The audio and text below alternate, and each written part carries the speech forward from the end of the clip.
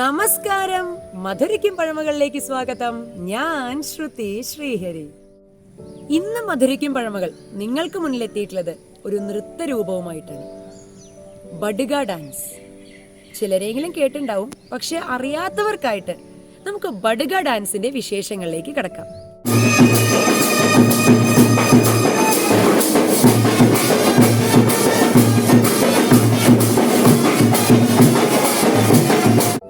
നൃത്തം കണ്ടു കഴിഞ്ഞാൽ അത് കാണും, ആസ്വദിക്കും, പിന്നെ ചിലപ്പോൾ അതിൻ്റെ എന്തെങ്കിലും ഒരു വിശകലനം ചെയ്യും, കഴിഞ്ഞാൽ വിടും.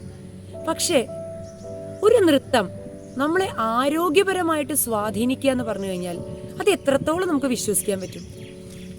ഈ ബഡുഗ ഡാൻസ് ചെയ്യുന്ന വ്യക്തികൾക്ക് ഹാർട്ട് അറ്റാക്ക് ഉണ്ടാവില്ല എന്നുള്ളത് ശാസ്ത്രീയമായിട്ട് തെളിയിച്ചിട്ടുള്ള ഒരു കാര്യമാണ്. ശരിക്കും പറഞ്ഞാൽ അത് കേട്ട് കഴിഞ്ഞപ്പോൾ എനിക്ക് അത്ഭുതം തോന്നി.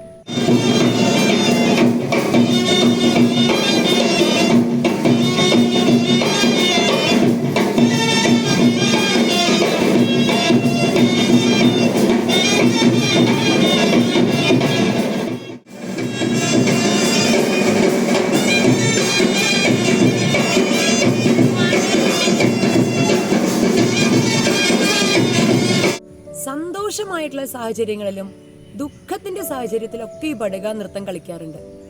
സാഹചര്യം മാറുന്നതിനനുസരിച്ച് അതിന്റെ ചുവടുകളിലും മാറ്റം വരും. ഈ ബഡുഗ നൃത്തത്തിനെ കുറിച്ച് പറയുന്നതിന് മുന്നേ ബഡുഗാസിനെ കുറിച്ച് പറയേണ്ടതുണ്ട്. അതായത് ഊട്ടിയിലെ നീലഗിരിയിലുള്ള ഒരു ഗോത്രവർഗ വിഭാഗക്കാരാണ് ഈ ബഡുഗാസ്. ഒരുപാട് കാര്യങ്ങൾ പറയാനുണ്ട് ഈ ബഡുഗാസിനെ കുറിച്ച്. അതായത് ഏറ്റവും കൂടുതൽ ഈ വിഭാഗക്കാരോട് ബഹുമാനം തോന്നുന്ന ഒരു കാര്യം എന്താന്ന് പറഞ്ഞു കഴിഞ്ഞാൽ, ഇന്നും പഴമയെ നിലനിർത്തിക്കൊണ്ടാണ് അവർ ജീവിക്കുന്നത്. അത് വായിച്ചു കഴിഞ്ഞപ്പോൾ അല്ലെങ്കിൽ അത് അറിഞ്ഞു കഴിഞ്ഞപ്പോൾ വളരെയധികം ഒരു അത്ഭുതവും ഒരു ബഹുമാനവും ഒക്കെ തോന്നി.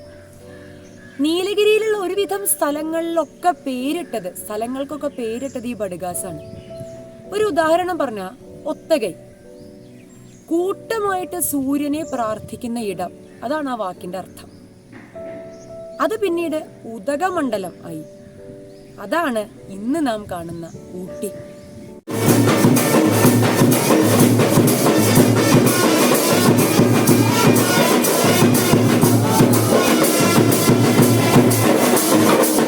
ഏകദേശം ഒരു 6 മാസം മുന്നേ ബഡുഗാസിനെ കുറിച്ചിട്ടൊരു ചെറുകഥ പുറത്തിറങ്ങിയിട്ടുണ്ട്.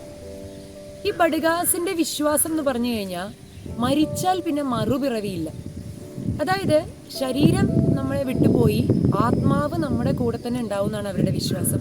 കൂടുതലായിട്ടും പൂർവികർക്ക് വേണ്ടിയിട്ടാണ് അവർ ബഡുഗ ഡാൻസും കൂടി ചെയ്യുന്നത്.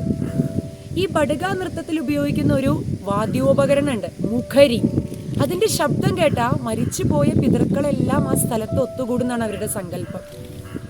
ഇന്നും ഈ ആചാരങ്ങളെല്ലാം, അതുപോലെ മറ്റൊരു പ്രത്യേകതയായിരുന്ന ഒരു കാര്യമുണ്ട്. അവർ ഈ പൂർവികർ വാഴ്ന്നിരുന്ന വീട് അല്ലെങ്കിൽ പൂർവികർ താമസിച്ചിരുന്ന സ്ഥലം, അതാണ് അവർ അമ്പലമായിട്ട് അവർ കണക്കാക്കുന്നത്. ഒന്ന് ആലോചിച്ച് നോക്കൂ, എത്ര എന്താ പറയുക, പഴമയെ ഇത്രയും അധികം കൊണ്ട് നടക്കുന്ന ഒരു വിഭാഗക്കാര്. എനിക്ക് അതാണ് ഏറ്റവും വലിയൊരു ബഹുമാനം അവരോട് തോന്നുന്നത്.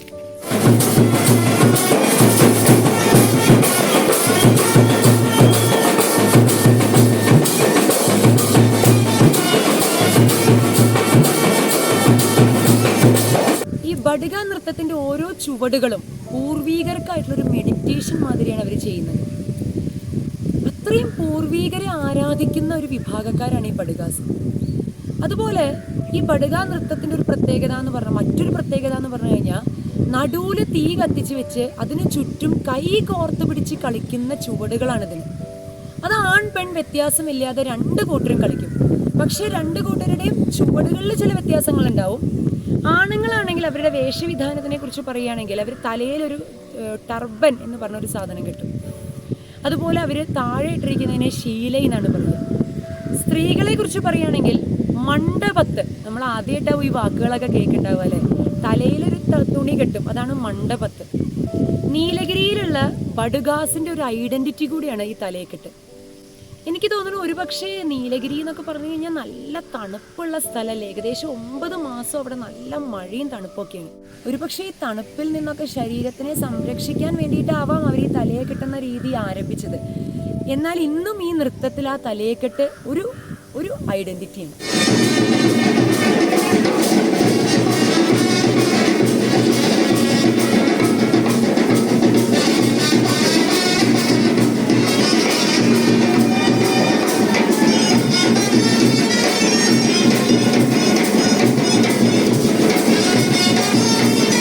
പരമ്പരാഗതമായിട്ട് ഓരോരുത്തർക്കും ലഭിച്ച വെള്ളിയിലുള്ള ആഭരണമാണ് അവർ ബഡുക നൃത്തത്തിന് ഉപയോഗിക്കുന്നത്.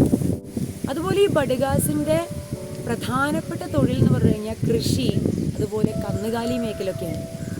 അതാ ഞാൻ പറഞ്ഞത്, ഇന്നും പഴമയെ അതേപോലെ നിലനിർത്തുന്ന ഒരു ജീവിത ശൈലി ബഡുകാസിനുണ്ട്.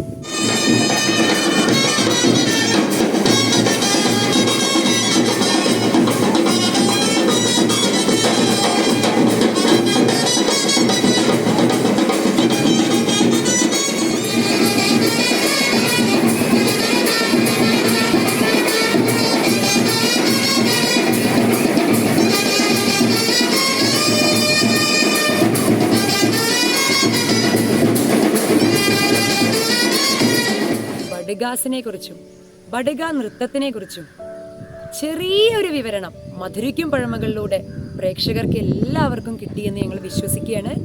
ഇതിലും പ്രത്യേകതയാർന്ന ഒരുപാട് വിഷയങ്ങളുമായിട്ട് മധുരിക്കും പഴമകൾ നിങ്ങൾക്ക് മുന്നിലെത്തും. അതുവരേക്കും സൈനിങ് ഓഫ് ശ്രുതി ശ്രീഹരി.